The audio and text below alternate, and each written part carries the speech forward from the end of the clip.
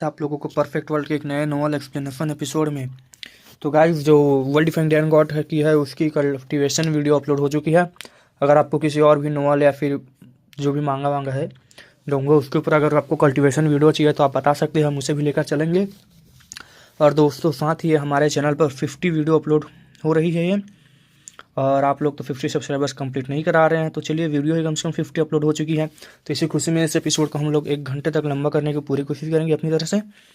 तो चलिए इस एपिसोड को स्टार्ट करते हैं। कम से कम यार 40 मिनट प्लस तो होगा ये वीडियो, ठीक है। तो इस एपिसोड के स्टार्टिंग में हमें दिखाया जाता है जहां 9 हेवंस के ऊपर कुछ भी जगह ऐसी है जिन्हें सिर्फ नाम से ही लोग कांप जाते हैं। Restricted regions of 9 heavens. 9 heavens के ऊपर कुछ मिस्टीरियस रिस्ट्रिक्टेड रीजन्स मौजूद हैं। हजारों लाखों साल बीत चुके हैं, इमॉर्टल एंशिएंट एरा खत्म हो गया है, लेकिन जगहें आज भी बिल्कुल शांत है। ना कोई बाहर आता है, ना कोई अंदर जाने वाला जिंदा लौट आके आता है। सब जानते हैं कि उन रीजन्स के अंदर क्रिएचर जिंदा है, लेकिन कौन सा रेस, कितने पावरफुल इंसान या कुछ और, इसका जवाब किसी के पास नहीं है। और आज पहली बार हिस्ट्री में उन रेस्ट्रिक्टेड रीजन्स तक इनविटेशन भेजा गया था। ये सुनकर पूरी इंपीरियल पास हिल गई। ताउगू युलान ने एक पुरानी बीस्ट स्किन मैप खोली। मैप पुरानी थी, फटी थी, लेकिन उसमें बने माउंटेन्स, रिवर्स और पाथ अभी भी दिख रहे थे। जैसे कि सब ने मैप देखा, सबका चेहरा सीरियस हो गया, क्योंकि destination heavenly beast forest, ancient burial region, divine medicine mountain range थी, तीनों के बीच में था। मतलब चारों तरफ से मौत। और सबसे खौफनाक बात, मैप का सबसे इंपॉर्टेंट हिस्सा फटा हुआ था, जहां सिर्फ आधा काला स्कल का निशान बचा था। स्कल का मतलब था एक्सट्रीम डेथ जोन।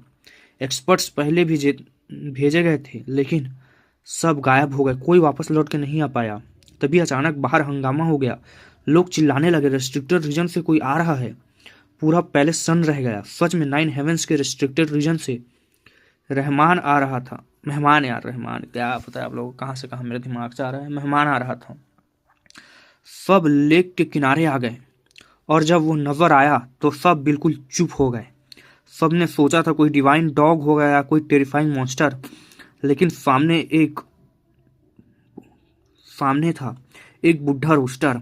हाँ, एक बहुत बड़ा मुर्गा, 1 मीटर ऊंचा, आधे पंख झड़ चुके, शरीर जगह जगह नंगा था, सिर्फ लाल चेस्ट चमक रही थी। सब लोग शौक में थे। ये रेस्ट्रिक्टेड रीजन का क्रीचर है, सिहावर कान हुसैन ने डिवाइन विल में कहा। इतना बड़ा चिकन अगर पका दिया तो गोल्डन चिकन बन जाएगा।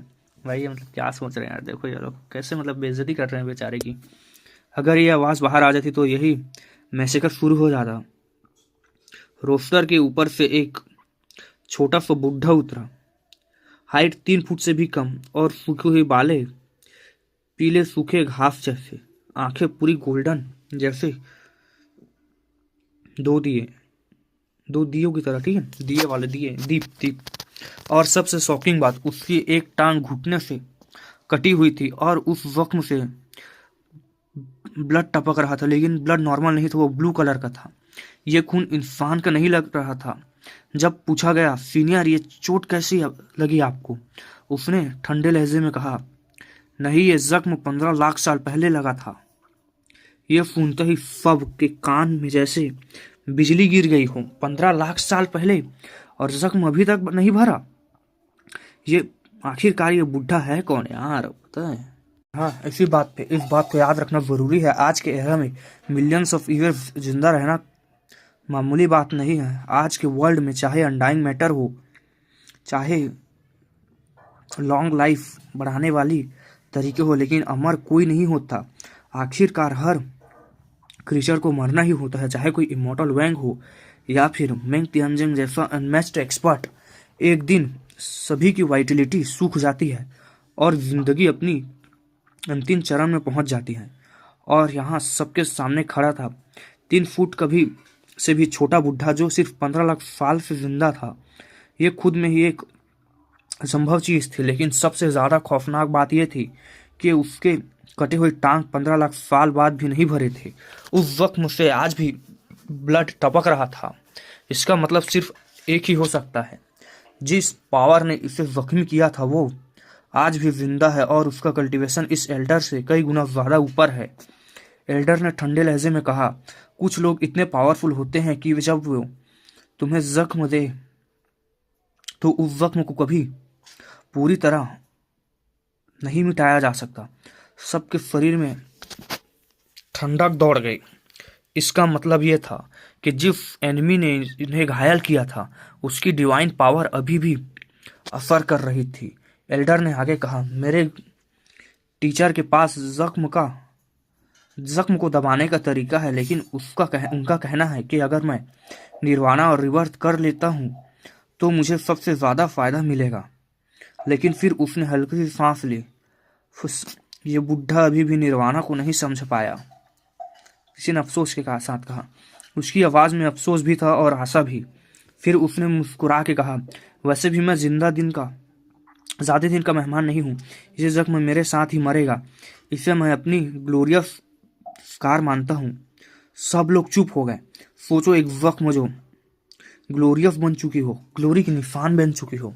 यह सिर्फ मुमकिन है जब एनिमी हद से ज्यादा पावरफुल हो। एल्डर ने हंसकर कहा, सच कहूं तो मैं उसका मुकाबला करने के लायक भी नहीं था। कैओस बैटलफील्ड में उसने बस एक कैजुअल मूव किया था और मेरी टांग गायब हो चुकी थी। यह सुनते ही सब सन्न हो गए। अगर सिर्फ एक कैजुअल मूव में ऐसा हो सकता है तो पूरी पावर का अंदाजा लगाना भी मुश्किल था। जब आइलैंड की तरफ जा रहे थे अचानक एल्डर रुक गए। उसने हवा में सांस ली। यहाँ है वेल्यूट रेवोल्यूशन की खुशबू है, उन्होंने कहा। सब लोग चौंक गए। एल्डर ने आंखें घुमाई। कौन है जिसने रेवोल्यूशन क्रॉस की है? सी हाउ चुपचाप पीछे चल रहा था। किसी ने हिम्मत करके पूछा, सीनियर, क्या लाइटनिंग रेवोल्यूशन से चीजें भी गिरती हैं? एल्डर मुस्कुरा दिए। उन्होंने कहा, हाँ, कभी कभी रेवोल्यूशन से अनमैच्ड ट्रेजर लाते हैं। सुनते ही सबका दिल धड़कने लगा। उसने बताया, मैंने सुना है एक बार लाइटनिंग के साथ एक डिवाइन स्टोन गिरा था जो लिक्विड बन गया। उस आदमी ने मुश्किल से जान बचाई और बाद में उस स्टोन से एक सुप्रीम ट्रेजर बना। सबका दिमाग हिल गया और सबने अनजाने में सी हाउ की तरफ देखा। जब एल्डर ने बीस्ट स्किन मैप देखा तो उसके चेहरे पर गहरी सोच आ गई। उन्होंने कहा, यह जगह शायद वही है जिसे मेरे मास्टर ने भी कभी ढूंढा था। रेस्ट्रिक्टेड रीजन का लॉर्ड इस जगह को ढूंढ रहा था। यह सुन के सब कांप गए। आखिरकार एल्डर ने भी पूछा, कौन था जिसने रेवोल्यूशन क्रॉस की? एल्डर ने फिर पूछा। सिंह आगे आया, बढ़ा और बोला, मैं था सीनियर। एल्डर की आंखें चमक उठी। War immortal aptitude. फिर जब सी हाउ ने लाइटनिंग पुल निकाला, एल्डर पहली बार अपना टेम्पटेशन खो बैठा। ये तुमने ट्रिब्यूशन से छीना है? और फिर उसने कह दिया, तुम एक ट्रू फ्रीक हो। लेकिन असली शौक तब आया जब एल्डर ने हंसकर कहा, वैसे मेरी फैमिली की यंग मिस अभी अनमैरिड है। तुम काफी अच्छे लगते हो। रेस्ट्रिक्टेड रीजन में आ जाओ, शादी कर लो। पूरा हॉल स्टोन के जैसे जम गया। सी हाउ बोल भी नहीं पाया। एल्डर लाइटनिंग पूल को देखते हुए बोला, लिटिल ब्रदर, तुम क्या कहते हो? सी हाउ बिल्कुल स्ट्रेट फॉरवर्ड बंदा था, न शर्माता था न घबराता था। जब रेस्ट्रिक्टेड रीजन के एल्डर ने शादी का प्रपोजल दिया तो सी हाउ ऑलमोस्ट बोल ही देता, नॉट अ बैड आइडिया। लेकिन फिर अचानक रुक गए। उसकी नजर सीधे उस बाल्ड रोस्टर पर चली गई और फिर उसने जानबूझकर पूछा, वैसे आप लोग कौन सी स्पीसीज हो? ऐसा तो नहीं अलग ही है आप? ऐसे तो नहीं हो ना आप? यह सवाल इनोसेंट नहीं था। सी हाउ चाहता था 9 हेवेंस के रेस्ट्रिक्टेड रीजन का राज थोड़ा सा खुल जाए। एल्डर जोर से हंस पड़ा। वो छोटा सा बुढ़ा जो सिर्फ 3 फीट से भी कम था अचानक हवा में उड़ गया और सी हाउ के बराबर आ गया। उसने सी हाउ के कंधे पर हाथ रखा और बोला, यंग फेलो, मैं तुझे पसंद करता हूँ। अगर तू मेरे क्लैन का सन इन लॉ बन गया तो चाहे पूरी दुनिया खत्म हो जाए, तू बिल्कुल सेफ रहेगा। लेकिन ध्यान देने वाली बात यह थी, एल्डर ने एक भी सीक्रेट रिवील नहीं किया। एक्सपीरियंस बोलता था। एल्डर मुस्कुराकर बोला, हमारी रेस इस दुनिया की सबसे नोबल रेस है।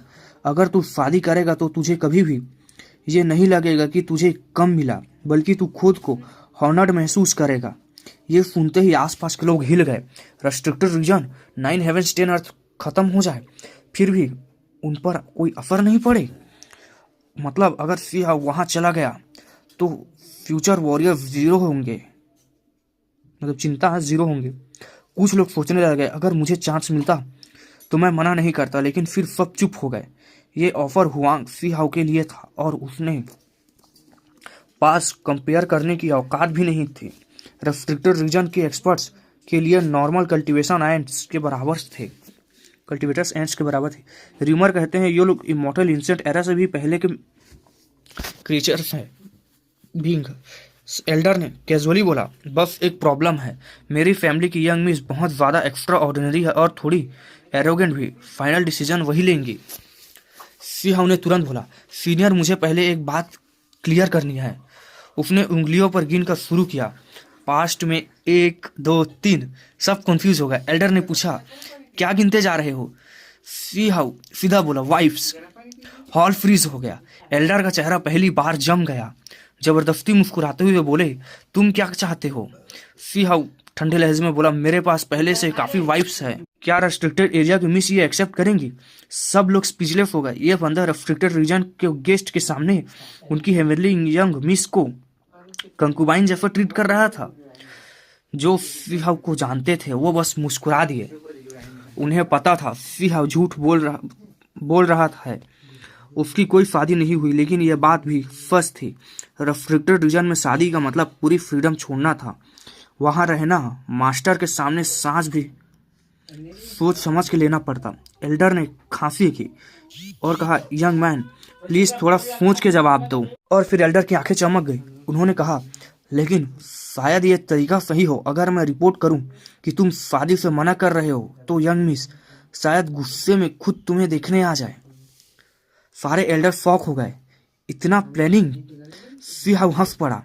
सीनियर, अगर उन्हें पता चला कि आपने उन्हें फूल किया है तो आपको जिंदा छोड़ेंगी?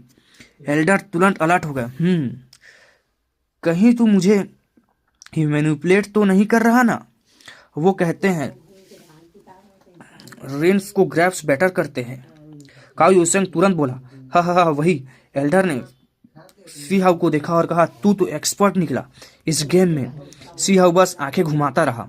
तभी काओ यूसेंग कूद के आया और कहा, सीनियर मुझे देखिए, मोटा होना हॉनेस्टी होती है। मैं काओ यूसेंग हूँ। हेवनली हॉर्न एंड चिल्लाया, सेमलेस लूनर जेड रेबिज भी हमें नोट करती है। काओ यूसेंग थोड़ा इमोशनल हो गया। मुझे अकेला नहीं रहना। मैं नहीं चाहता कि हजारों साल भी बाद उठूं और सब मर चुके हों।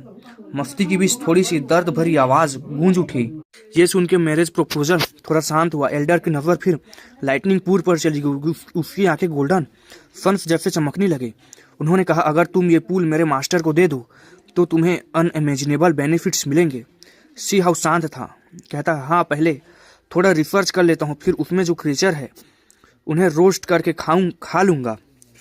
एल्डर पहली बार भड़क गया। क्या? मैं तुझे मार डालूंगा ऐसा किया तूने तो? और सिहाव ने पुल वापस ले लिया।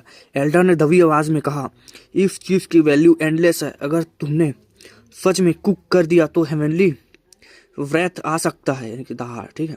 सिहाव ने पूछा, तो बताइए ये क्या है? एल्डर ने थोड़ा सा रिवील किया, ये अनइमेजिनेबल ओरिजिन से आई चीज है। शायद रेस्ट्रिक्टेड रीजन्स भी इस पर लड़ पड़े। इसकी कर्मा वैल्यू टेरिफाइंग है। सिहाव बोला, ठीक है, अभी नहीं पकाऊंगा। एल्डर का चेहरा ट्विच हो गया। तब एल्डर की नजर की हॉन्ग के स्टोन पर पड़ी। उसकी आंखें चमक उठी। ओह, यही तो है लॉन्ग लाइफ ऑरा का सोर्स। ये पहले इस स्टोन की वजह से ही तो स्पेशल था। उन्होंने कहा, तुम लोग कौन सी रेस से हो? सिहाव की आंखों में हल्की सी चमक थी, पर चेहरे पर कोई घबराहट नहीं। उसने जानबूझकर नजर उस गंजे मुर्गे जैसी बुजुर्ग पर डाली। ये सवाल सिर्फ मजाक नहीं था। सिहाव 9 हेवंस के रेस्ट्रिक्टेड रीजन का असली राज जानना चाहता था। एल्डर जोर से हंसा। अलग ही पल उसका कमजोर सा शरीर हवा में उड़ गया और वो सिहाव के बराबर आ गया। उसने सिहाव के कंधे पर हाथ रखा और कहा, बच्चे, अगर तू हमारे क्लैन का दामाद बन गया तो चाहे पूरी दुनिया तबाह हो जाए, तुझे कुछ नहीं होगा। पूरी दुनिया तुझे कुछ नहीं कर पाएगी। यह सुनते ही आसपास के सब लोग सन्न रह गए। रेफ्रिजरेशन का दिमाग चुन रहा था। एल्डर बोले, हमारे क्लैन इस दुनिया का सबसे हायर रेस है। अगर तू शादी के लिए मान जाए तो ये सब समझ गए 9 हेवंस और 10 अर्थ्स भी मिट जाए, फिर भी रेफ्रिजरेटेड रीजन को कोई छू भी नहीं सकता। देखो क्या ये लोग ना, मतलब नोवेल को पता है, मतलब एक ही चैप्टर्स को ना बार बार अपलोड कर रहे हैं यार। ये मतलब क्या लिखा है पता नहीं चल रहा मेरे को। ठीक है, तो चलो देखते हैं। एल्डर मुस्कुराते हुए बोले, ठीक है, मैं मास्टर को बताऊंगा कि तुम शादी नहीं करना चाहते। शायद गुस्से में हमारी यंग मिस खुद तुम्हें देखने आ जाए। देख रहे हो भाई, मतलब वही था यार। इस चैप्टर में ना पूरा पूरा एक ही कर रहे हैं। और हम देखो सी हाउ फिर ठंडे टहर में कहता है, मैं वहां जा चुका हूँ और जिंदा लौट के आ चुका हूँ। एल्डर ने उसे घूर के देखा, तुम सच में एक अजीब क्रिएचर हो। फिर बात आ गई ओरिजिनल इन्फेंट माइंड की। एल्डर ने चेतावनी दी, वहाँ कभी मत जाना। सी हाउ ने वही बोला। ठीक है, तो चलो इसको मतलब अगले चैप्टर पे बढ़ते हैं। ये थोड़ा सा ना कंफ्यूजिंग है ये चैप्टर है, दोबारा अपलोड हो चुका है। ठीक है, मिलते हैं कल। जिन इन्फेंट माइंड आखिरकार सब समझ गए। लोग सिर्फ गहरी सांस ले पाए। अब समझ आया क्यों हजारों साल पहले कोई भी उस जगह का राज नहीं जान पाया, क्योंकि जो अंदर गया जिंदा कभी लौट कर आया ही नहीं। वहां सिर्फ आम लोग नहीं मरते, एक पूरा रेस्ट्रिक्टेड रीजन तक दफन हो चुका था। ये जगह वाकई शैतानी थी। एल्डर की नज़र अब सी हाउ पर जम चुकी थी। वो उसे बार बार देख रहा था। उसके मन में बस एक ही बात घूम रही थी, इस लड़के के बाहर नहीं रहने दो चाहिए, रहने देना चाहिए। इसे 9 हेवंस के रेस्ट्रिक्टेड रीजन में लाना होगा। लेकिन एल्डर जानता था सी हाउ कभी भी ऐसे ही नहीं मानेगा। अगर रेस्ट्रिक्टेड रीजन बैटल में उतर गए दूसरी तरफ से लड़ते हुए, तो सी हाउ बिना सोचे समझे उनके साथ होगा। लेकिन ये कभी होने वाला नहीं था। रेस्ट्रिक्टेड रीजन दुनिया से ऊपर था। दुनिया टूटे या बिखरे, वो फिर भी इंटरफेयर नहीं करेंगे और बिल्कुल सुरक्षित रहेंगे। शर्त सिर्फ इतनी थी, वो खुद दूसरी तरफ को प्रवोक ना करे। ये दोनों तरफ एक दूसरे से डरते थे। एल्डर ने आखिरी बार चेतावनी दी, लाइटनिंग पूल के साथ लापरवाही मत करना, इसे बर्बाद मत करना। सी हाउ हंस दिया। उसने कहा, चिंता मत कीजिए। वैसे अगर आप लोग चाहें तो थोड़ा ड्रैगन का गोश्त या फिनिक्स मैरो भेज सकता हूँ। फिर मैं पक्का प्रॉमिस करता हूँ इस पुल को कभी हाथ भी नहीं लगाऊंगा। एल्डर हंस पड़ा। सिर्फ ये लड़का ही ऐसा बात कर सकता था। एल्डर ने इमॉर्टल स्पिरिट की तरफ देखा और गहरी सांस ली। इस दुनिया में हर साल कोई भी बेकार होती है और भी बेकार होती जा रही है। एक दिन ये चीज भी सूख जाएगी। उनके हिसाब से आने वाले एरा में सब कुछ फीका पड़ जाएगा। जो आज इमॉर्टल स्पिरिट है वो कल डिवाइन स्प्रिंग के बराबर भी नहीं हो रहेगी। और डिवाइन स्प्रिंग वो भी एक आम थिंग बन के रह जाएगी। ओरिजिन इन्फेंट माइंड का सबसे बेशकीमती चीज लाइफ स्टोन पहले ही खत्म हो चुके हैं। आने वाले एरा में लोग उनके टुकड़ों को भी खजाना समझेंगे। सबके चेहरे गंभीर हो गए। क्या हमारी परंपरा ही खत्म हो जाएगी? किसी ने पूछा। एल्डर ने धीरे से कहा, उस एरा में लोगों की जिंदगी बहुत छोटी होगी। जो कभी लाखों साल जीते थे वो भी नहीं रहेंगे। पीक मॉर्टल दाव पर पहुंचने वाले भी सिर्फ 10,000 साल जी पाएंगे। यह सुनकर सबके रोंगटे खड़े हो गए। क्या सच में इतना बुरा होगा? किसी ने धीमी आवाज में पूछा। एल्डर ने सिर्फ सर हिला दिया। और भी बुरा हो सकता है। एक बार किसी को नेचुरल लक मिल गया, दुनिया का बैलेंस बिगड़ जाता है। ये दुनिया खुद को सुधारने के लिए बाकी सब के पीछे छोड़ देगी। फिर एल्डर ने बोला, कल्टीवेशन कभी खत्म नहीं होती। दाऊ इन्फिनाइट है। शायद हेमलिट रेवोल्यूशन भी वापस आ जाए। कभी कभी किसी स्पेशल एरा में जमीन से स्पिरिट्स निकल सकती हैं। आसमान का एसेंस बरस सकता है, लेकिन वो सिर्फ आखिरी चमक होगी। उस एरा में कोई भी इमॉर्टल नहीं बन पाएगा। सबसे पावरफुल भी दो जिंदगी के आगे नहीं जा पाएगा। सबके मन में एक ही सवाल था, क्या इमॉर्टलिटी का रास्ता सच में बंद हो जाएगा? एल्डर ने आखिरी उम्मीद बताई। अगर कोई एरा में एक भी ऐसा क्रीचर पैदा हुआ जो हर कदम पर एंशिएंट एंशिएंट रिकॉग्नाइजेशन हासिल करे बिना एक भी कमी के, तो शायद वो इमॉर्टल दाव के दरवाजे को छू सके। सिर्फ बस एक ही उम्मीद। तब किसी ने सवाल किया, रेस्ट्रिक्टेड रीजन क्यों नहीं करते, मदद क्यों नहीं करते? क्या आप लोग सिर्फ देखते रहेंगे जब दुनिया का कत्ल हो जाएगा? इस बार एल्डर हंस नहीं रहे थे, उसकी आंखों में ठंडक आ गई। उन्होंने कहा, तुम कभी नहीं समझ पाओगे। रेस्ट्रिक्टेड रीजन्स की क्रिएशन 9 हेवन 10 अर्थ से अलग है। कुछ लोगों ने पहले ही दुनिया को बचाया था, लेकिन आखिर में वो चुप हो गए। सिहाव के दिमाग में तुरंत ग्रेट स्कारलेट स्काई का सीन याद आ गया।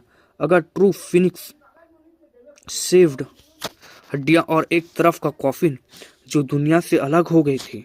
आखिरी सच सबसे भयंकर था। जो भी आने वाले सालों में कर्मा से जुड़े काम करेगा, सब मर जाएगा। सबके शरीर ठंडे पड़ गए। ये ग्रेट एरा खत्म होने वाली है। सबसे डार्केस्ट एरा शुरू होगा। इतना भयानक कि इतिहास भी इसे भूल जाएगा। सब एरा में के पुरानी एक आखिरी बैटल में उतरेंगे पुराने युगे को क्रिएचर्स, और तब ये सिर्फ ऊपर ऊपर का होगा। आखिर में एल्डर ने अपने मास्टर के शब्द दोहराए, सब समय एक ही चीज से नियंत्रित होता है, वो लौट आएगा। और इसी के साथ सिहाऊ को समझ आ गया कि ये दुनिया सिर्फ बैटल की तरफ नहीं जा रही, ये अंत की तरफ बढ़ रही है, और जो उस अंत में खड़ा रहेगा वही सच्चा लेजेंड होगा। उनके सब लोग कुछ पल के लिए चुप हो गए। आज जो बातें उन्होंने सुनी थी वो इतनी ज़्यादा शॉकिंग थी कि दिमाग समझने से मना कर रहा था। रेस्ट्रिक्टेड रीजन के एल्डर ने ऐसे ऐसे राज खोल दिए थे जो शायद इंपीरियल पास के टॉप लेवल के लोग भी नहीं जानते थे। मतलब जानते हों, लेकिन कभी बोलते नहीं। और रीज़न सिंपल था, सच बोल देना कभी कभी मदद नहीं करता, सिर्फ डर पैदा करता है। बहुत से यंग कल्टिवेटर्स बिल्कुल लॉस्ट लग रहे थे। उनके चेहरे पर एक ही सवाल लिखा था, अगर फ्यूचर इतना डार्क है तो हम अभी जो जी रहे हैं वो क्या है? आने वाला एरा आज से भी ज़्यादा भयंकर होने वाला था। सोचो, जब एक रेस्ट्रिक्टेड रीजन का मास्टर भी कर्मा से डरते हुए छुप जाए, सिर्फ इसलिए कि अगर हाथ गंदा हो गया तो सीधे मौत है। सिर्फ सोचकर ही लोगों के कान सुन्न रह गए थे। लोग गहरी सांस लेते रहे। दिल भारी हो गया। जब वो दिन आएगा, हम कहाँ होंगे? जिंदा भी होंगे या नहीं? सबके दिलों में सिर्फ यही सवाल चल रहा था।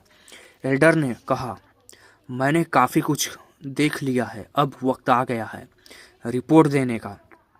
उसने वो मैप अपनी यादों में इनग्रेव कर लिया। ये चीज़ बहुत स्पेशल थी। हो सकता है यही वो चीज़ हो जिसे रेस्ट्रिक्टेड रीजन्स ढूंढ रहा था।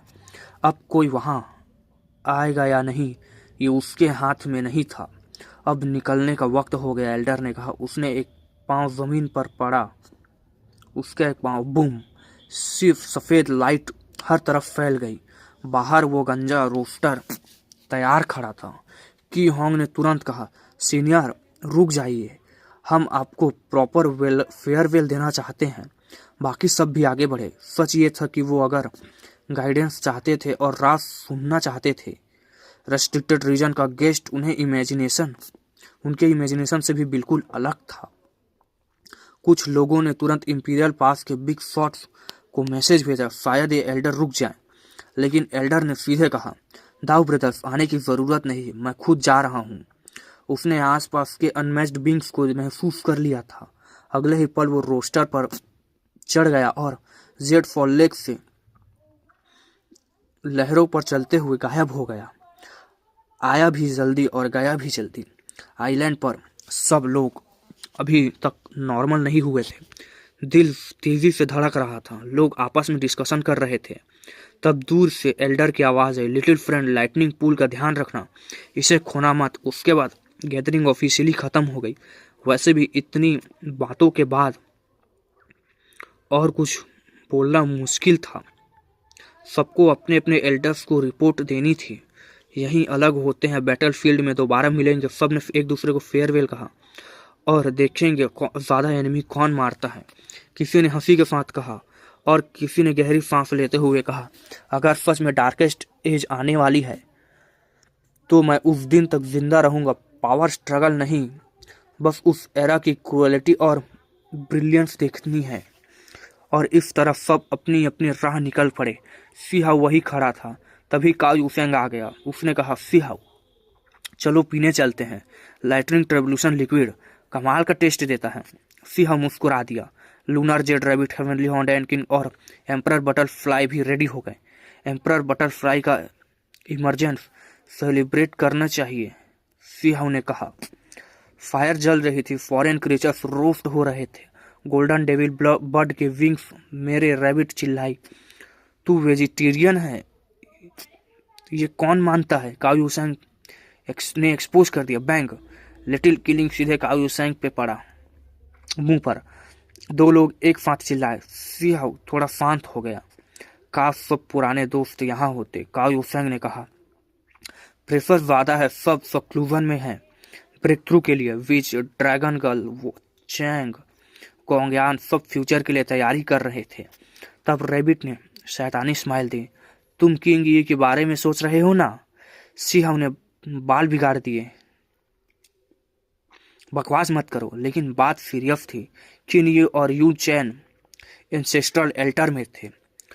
अगर उन्हें फ्यूज कर दिया गया। सिहाव चुप हो गया। थोड़ी देर बाद सब स्टोन क्लैन के ट्राइब लौट आए। बोन फायर के पास सब मिलकर खाना बना रहे थे। बच्चे आ गए। सिहाव ने मना किया, ये तुम्हारे लिए ज्यादा स्ट्रांग है, एल्डर्स को देना।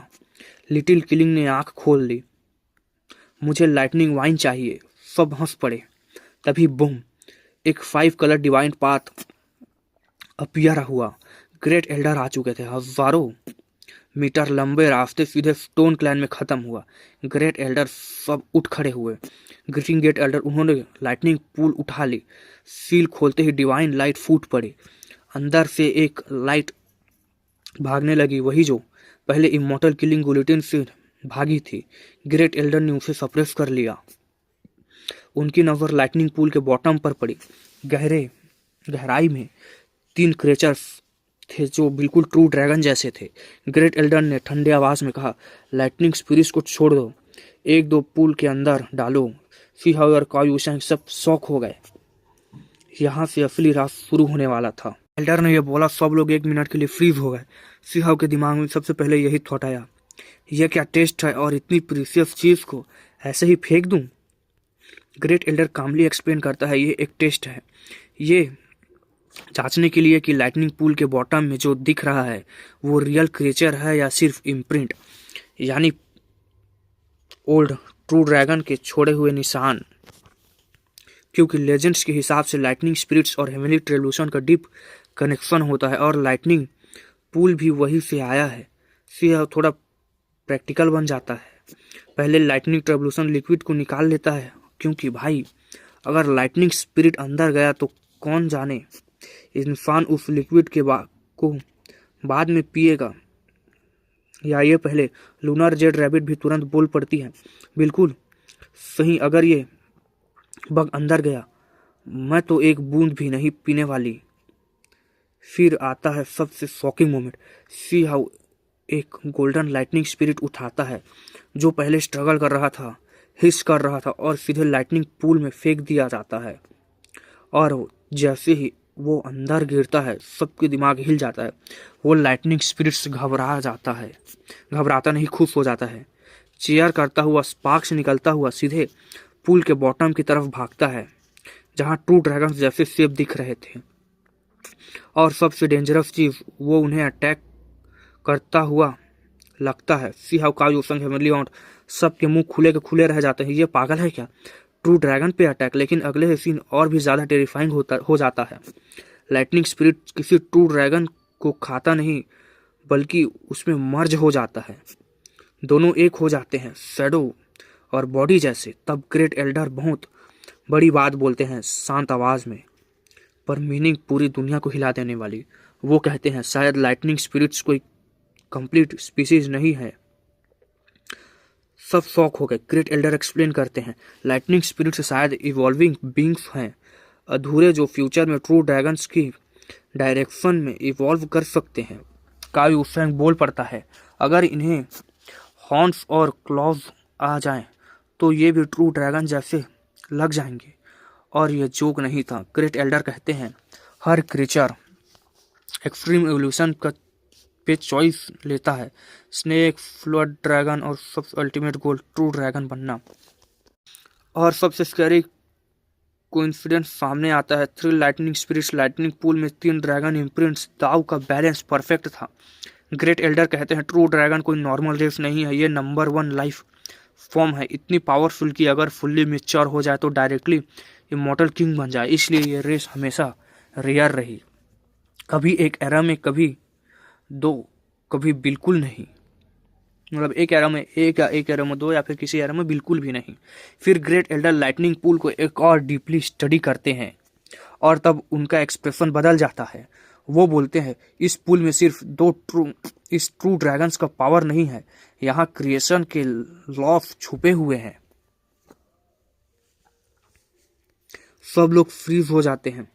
ये चीज इमॉर्टल दाव स्क्रिप्चर से भी ज्यादा डेंजरस हो सकती है, क्योंकि ये लाइफ क्रिएट करने की पॉसिबिलिटी रखती है। ये चीज वही है जिसके पीछे रेस्ट्रिक्टेड रीजन्स तक पागल हो जाते हैं।